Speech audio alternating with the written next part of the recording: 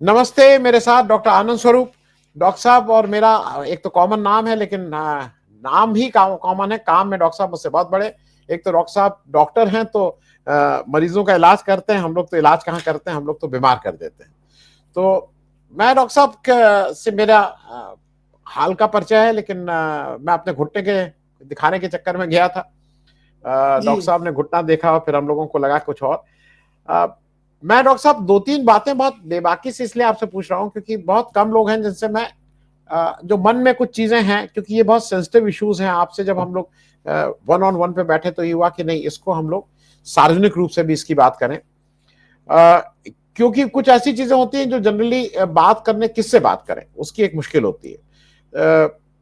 जैसे आज मैं सीधे इस बात पे आ रहा हूं कि डॉक्टर आनंद स्वरूप दलित वर्ग से आते हैं, लेकिन पढ़ाई में अपनी मेरिट से ये जनरल कैंडिडेट्स को पछाड़ते थे। आ, और मैं जब इनके पास गया था तो मैं इनके मेरिट पे अपने अपने कुछ घुटने में कुछ कुछ दिक्कत हो रही थी, वो दिखाने के चक्कर में गया था। तो मैं सिर्फ ये बैकग्राउंड इसलिए डॉक्टर साहब आपको, अपने दर्शकों को बता रहा हूं कि मेरिट होने के बाद भी क्या आपको कभी डॉक्टर साहब ये लगा इस पूरे सफर में कि जो उस दिन आप कह रहे थे कि जैसे जो जो गांधी और डॉक्टर अंबेडकर का फर्क था कि वो उनके प्रति बहुत सम्मान था, सब कुछ था, लेकिन डॉक्टर अंबेडकर ने वो सहा था। तो यहाँ पे डॉक्टर जी। आनंद, जरा मैं ये समझना चाहूंगा कि अब तो आप एक बड़ा बड़ा नाम कमाए हैं, आप मेडिकल कॉलेज के प्रिंसिपल और आप ये सब पदों पे पहुंचे, आज सक्सेसफुल एज अ डॉक्टर बहुत सक्सेसफुल हैं। लेकिन क्या वो जो दलित वाली एक जो जो जिसको कहते हैं वो दर्द है या कष्ट है या जो सफरिंग है, वो आपने सही है कि नहीं सही है अपने बचपन में? और क्या आज भी कभी आपको को वो लगता है कि नहीं, इस समाज में अभी भी जितना भी कह लिया जाए, आजादी के 75 साल हो गए, लेकिन अभी भी बहुत कुछ करना बाकी है? मैं पहले इसी पे डॉक्टर साहब आ जा रहा हूँ, डॉक्टर आनंद। नमस्कार आनंद वर्धन जी और उनके सभी दर्शकों को नमस्कार।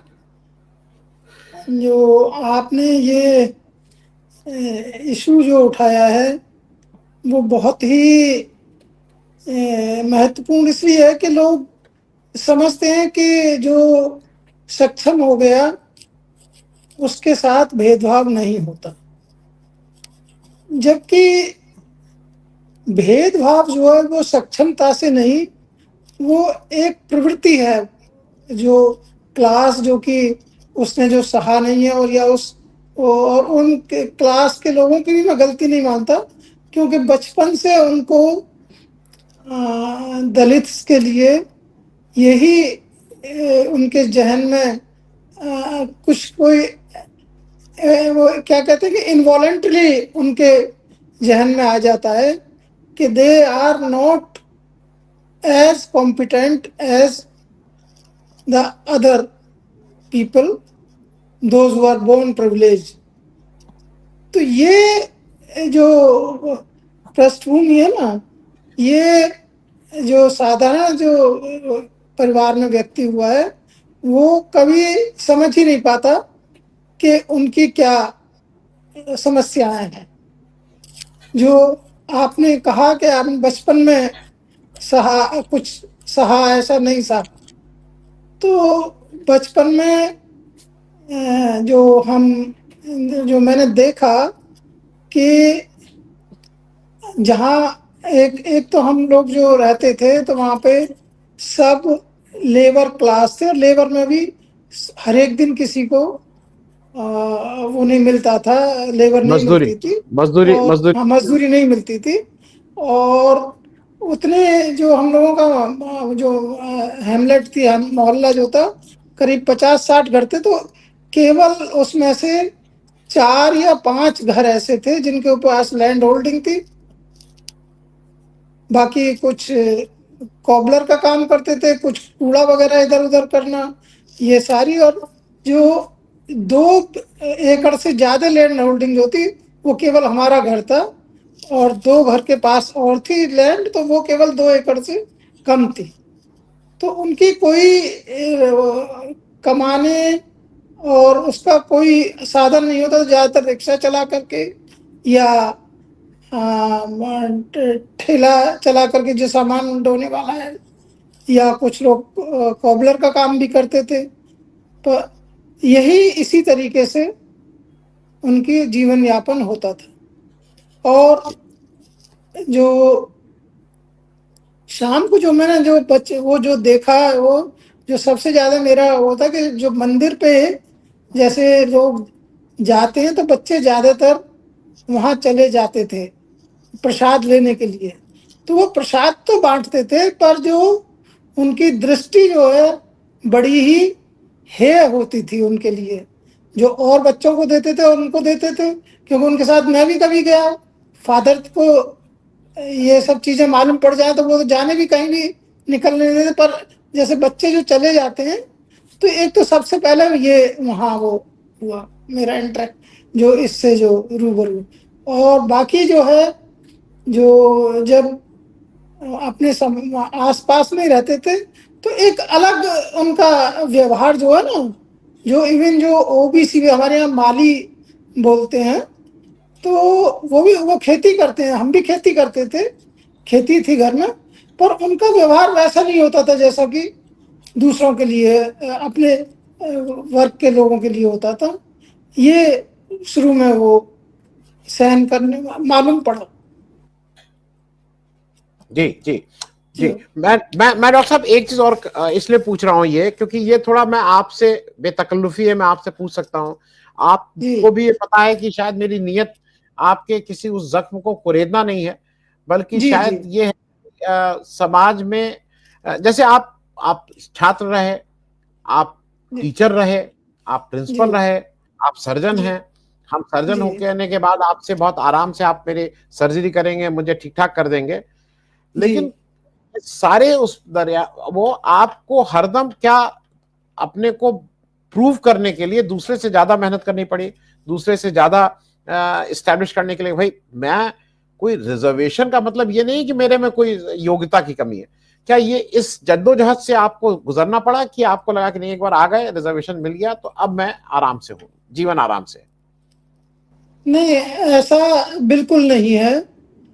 जो जैसा कि मैंने बताया कि मैं अपने बैच में जनरल में टॉपर था। जब मैं एमएस मैंने की फर्स्ट अटेम्प्ट में करना सबसे वो रहता है, और सबसे मेरी मेरिट अच्छी थी उसमें। उसी समय में एम्स में एक पोस्ट निकली थी सीनियर रेजिडेंट की, जो कि टेन्योर पोस्ट होती है स्किल डेवलपमेंट के लिए, 3 साल की। तो वो एक पोस्ट निकली थी, रिजर्व थी एससी के लिए। और क्योंकि मुझे अपने कैरियर पर कोई वो नहीं था, सब लोग जाते, मैं गया वहाँ, इंटरव्यू दे करके आया, रिटर्न हुआ, इंटरव्यू हुआ, और लौट के आया तो मेरे जूनियर्स ने कहा बॉस का तो हो ही जाएगा, तो उन्होंने पार्टी भी ले ली। तो और मैंने पार्टी भी दे दी, आई वॉज ऑल्सो कॉन्फिडेंट। और मालूम पड़ा कि मैं अकेला कैंडिडेट, एक सीट रिजर्व, उस पर मुझे एम्स में अनफिट कर दिया, नॉट सूटेबल। ये 1986 की बात है, जनवरी 86 की बात है ये। ओ तो ये जो है, तब मुझे मालूम पड़ा। उसके पहले तक मुझे अपनी मेरिट पर बहुत वो था, बहुत, I was very proud of my academic career. फिर मुझे 96 में, ये जनवरी 98 में, सॉरी 98 में, ये मेरे एकदम जैसे आसमान से नीचे गिर पड़ा हो ना आदमी, कि तब मुझे मालूम पड़ा कि जो है देर इज जी समथिंग एल्स ऑल्सो। तो जी जी ये फिर उसके बाद में मुझे, मेरी जिद थी कि मैं दिल्ली से ही सीनियर रेजिडेंसी करूंगा, मुझे अपना स्किल डेवलप करना है। तो मैं सफदरजंग में गया, वहाँ वहाँ पर जो है मैंने आईसीएमआर का प्रोजेक्ट ज्वाइन किया।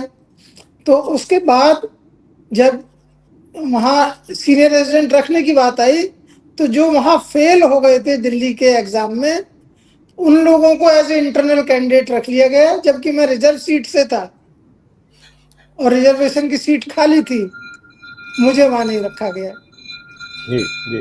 फिर तीसरा डॉक्टर इंसिडेंस आया, जी जो लेडी हार्डिंग मेडिकल कॉलेज में, वहां सीट निकली सीनियर रेजिडेंट की, एक रिजर्व और एक जनरल। मैंने वहां अप्लाई किया, इंटरव्यू दिया, तो बाई चांस वहाँ एचओडी जो थे वो रिजर्व कैटेगरी के थे लेडी हार्डिंग में, प्रोफेसर मंडल। ओ, तो वो इंटरव्यू से बाहर निकले बोर्ड से बाद में, तो उन्होंने जस्ट मुझे हिंट किया, बोले कि तुम्हें रखा नहीं गया, तुम यदि कुछ कर सकते हो तो कर लो। तो यदि मुझे वहां से नहीं मालूम पड़ता, तो जैसे उन्होंने बताया तो मैंने तुरंत रिप्रेजेंटेशन लिख के दिया और उसको गवर्नमेंट को भी लिख के दिया। तो कहीं से वहां ये अफवाह हो गई कि जो इनकम्बेंट है वो कहीं से उनके जो है जगजीवन राम जी के रिलेशन वगैरह रहे हैं। तो उन्होंने मुझे जो जो सीट थी जो एडवर्टाइज की थी उसमें तो किसी और को रख दिया, पर मुझे इमरजेंसी की पोस्ट को कन्वर्ट करके, और तब ये जो मैंने लिख के दिया और उसको copy to principal, copy to government, copy to PM, copy to SC ST commissioner, ये सारी चीज़ें करी, तो तब जो उन्होंने मुझे वो वहाँ पर एक एडिशनल पोस्ट क्रिएट करके रख लिया। और यदि मुझे डॉक्टर प्रोफेसर मंडल ये हिंट नहीं देते, क्योंकि वो रिजर्व कैटेगरी के थे, वो मेरी पीड़ा समझते थे और मेरे साथ क्या हो रहा है वो उनके हाथ में तो नहीं था, क्योंकि करना तो वहाँ की प्रिंसिपल थी, उनको करना था, पर उन्होंने मुझे हिंट दे दिया तो मैं इतना जागरूक था, तो उसकी वजह से मेरा वहाँ अपॉइंटमेंट हो गया। जी जी जी। डॉक्टर साहब, मैं एक चीज और समझना चाहूंगा, जैसे आप डॉक्टर हैं, अब भाई आप तो लोगों को उनकी कष्ट को दूर करते हैं, आपको इतने उसमें कभी ऐसा लगा कि आपके मरीज को या आप जिसका उसकी तरफ से ये लगा कि नहीं नहीं भाई ये डॉक्टर साहब चूंकि ये दलित वर्ग से आते हैं तो मुझे इनसे इलाज कराने में दिक्कत है, क्या ऐसा भी कभी जीवन में हुआ? नहीं, मुझे मरीज से तो कभी ऐसा दो चार नहीं हुआ हाँ, कभी से, इसका तो मतलब कभी मरीज मरीज तो से सब। नहीं हुआ। जी पर एक चीज दूसरी फैक्ट है कि मेरे कलीग्स ने मरीजों को बहुत भड़काया। मैं कानपुर का ही इंसिडेंस बता रहा हूँ कि मेरे कलीग मेरे से वैसे उम्र में ज़्यादा थे पर साथी थे मेरे, तो उनके यहाँ कोई पेशेंट गया, तो उन्होंने पेशेंट को उन्होंने बताया कि तुम ऐसे ऐसे वहाँ गए थे, वहाँ दिखाने जा रहे हो, तो वो तो रिजर्व सीट से आए हैं, उनको तो ये कलीग्स की वो बता रहे हम, तो ये मुझे मालूम भी नहीं पड़ता, बाई चांस वो पेशेंट जो था वो रिजर्व कैटेगरी का ही था, तो वो आया मेरे पास दिखाने के लिए, तो उसने मुझे बताया, मुझे नहीं तो ये जानकारी भी नहीं होती कि, पर हाँ ये है कि ये बहुत ज़्यादा वो था। मेरे साथी पड़ोसी थे, त्रिपाठी जी थे, तो एक जो सीएसए में जो माली का काम करता था, वो उसके बच्चे का हैलेट अस्पताल में मैं इलाज कर रहा था, तो उसने देखा कि डॉक्टर साहब, जो उसने मुझे बताया कि हमने साहब देखा कि आप हर एक मरीज को देख रहे हैं और इतना अच्छे से देख रहे हैं, तो हमारे उसमें बहुत सम्मान हुआ और हम आपकी सेवा करना चाहते हैं। मैंने कहा अच्छी, पांडे जी थे वो, वर माली जो थे, मालियों के सुपरवाइजर थे, तो वो जब वहाँ आ गए, काम वाम कराए थे, तो त्रिपाठी जी हमारे बगल में रहते थे, तो त्रिपाठी जी का लोन उतना अच्छा नहीं था, तो उन्होंने उसको बुलवाया, और फिर उसके बाद जो सब कुछ चीज हो गई, तो उन्होंने उससे कहा कि तुम डॉक्टर आनंद स्वरूप के यहाँ जाते हो, पैर वैर तो नहीं छूते हो उनके? तो त्रिपाठी जी को पूरे समाज की भ्रष्ट होने की, और ये उसी उसने बताया मुझे, पांडे ने, के साथ बहुत ही गंदा आदमी यानी कि ऐसा नहीं है कि जो ब्राह्मण है तो सभी गड़बड़ है, ये मुझे वहीं से खबर मिली कि मन के, उसने कहा कि बहुत मन के त्रिपाठी जी इसके अलावा कुछ नहीं कह सकते कि ये शुरू कास्ट है, इसके अलावा कोई ऐसी चीज नहीं है। तो ये मैं बता रहा हूँ कि मुझे मरीज से तो कभी वो नहीं हुआ। हाँ, पर एक मेरी वो है ये कि मरीजों में ये भ्रांति जरूर रहती है कि एक मेरे पेशेंट हैं, बहुत ही घनिष्ठ पेशेंट हैं, इलाहाबाद के हैं, वो इलाहाबाद के बाद फिर कानपुर में भी मुझे देख लिए, अब यहाँ लखनऊ में भी आते हैं दिखाने, तो दुबे जी हैं, तो वो ये कह रहे हैं मेरे स्टूडेंट हैं, मुझे दिखाने के लिए आ रहे थे वो यहाँ पे। मैंने कहा पहले किसको दिखाया था? तो बोले कि वहाँ यूबी यादव वो हैं, वो भी मेरे स्टूडेंट है, अच्छे जी सर्जन, अच्छे पॉपुलर ऑर्थोपेडिक सर्जन है। जी बोले उनको दिखाया था, पर और वो आरएसएस के उसमें भी जाते हैं, यादव जी जो है, जी अभी जी एमपी का टिकट लड़ने के लिए वो थे वो जो। जी तो जी उनसे क्या वो कहता है दुबे के साहब, वो देख रहे थे, उनको क्या देखना आता है, वो अहिर और ये क्या डॉक्टरी करेंगे। तो मैं मन ही मन हंस रहा कि जी इसे मेरे बारे जो जो यादव के लिए इतना कह सकता है है, वो मेरे व्यक्ति, लिए है। जी तो इसको मन का मेरे बारे में जानकारी नहीं है, पर मैंने कोई जी बताना उचित भी नहीं समझा, मुझे जी कुछ जी वो जी नहीं था, जी। मरीज से मैं कभी वो नहीं रहता। डॉक्टर साहब मुझे एक चीज बताइए, आप 60 साल आपकी उम्र हो चुकी है, 60 साल से ऊपर, लेकिन ये जो सामाजिक भेदभाव है, क्योंकि मैं इसलिए कह रहा हूं कि मैं शायद ऐसे परिवेश से आया कि जहां पे हम लोग के घर में नहीं माना जाता था। तो जी मेरे नाना एक हरिजन गुरुकुल चलाते थे आजमगढ़ में। जी वो मैं इसको इसलिए कह रहा हूं कि क्या समाज में काफी बदलाव हुआ है, या बदलाव अभी और की जरूरत है, और आज भी ये जो एक विकृति है ना, जिसको गांधी कहते थे, ये हमारे समाज में इनबिल्ट है। इसको निकालने के लिए अगर ये 3-4 हजार साल पुराना घाव है, तो ये कोई 100-200 साल में नहीं निकलेगा, शायद इसके लिए एक सस्टेन एफर्ट करना पड़ेगा। मैं इस पे जरा एक आपकी एक छोटी टिप्पणी चाहता हूँ। देखिए, जो ये सवाल बहुत बड़ा है जो आपने किया है, मैं जी आई वुड लाइक कि आप रिपीट करिए कि 2-3 पार्ट में मैं वो हाँ हाँ। मैं ये जो जो जो एक दलित समाज के प्रति एक समाज का जो एक रवैया है, जी वो जो भेदभाव का रवैया है और उनको नीचा देखने का रवैया है, और उनको साथ नहीं बिठाएंगे, वो करेंगे। मुझे, क्योंकि आप मेरे सीनियर हैं, मुझे आपसे काम है, तो मैं सामने तो बोलूंगा कि हाँ डॉक्टर साहब या कुछ आपके, लेकिन जैसे ही आप हटेंगे उस जगह को धो दूंगा। ये जी चीजें आज 60 साल पहले जितनी थी, जितना ये छुआछूत दूर, वो कम हुआ है समाज में, या अभी भी है? अब चूंकि समाज टूटता जा रहा है, लोग अपने अपने हैं, इसलिए बहुत पता नहीं लगता है, लेकिन समाज में क्या अभी भी ये दूरी है, छुआछूत या दलित के प्रति एक अलग तरह की भावना?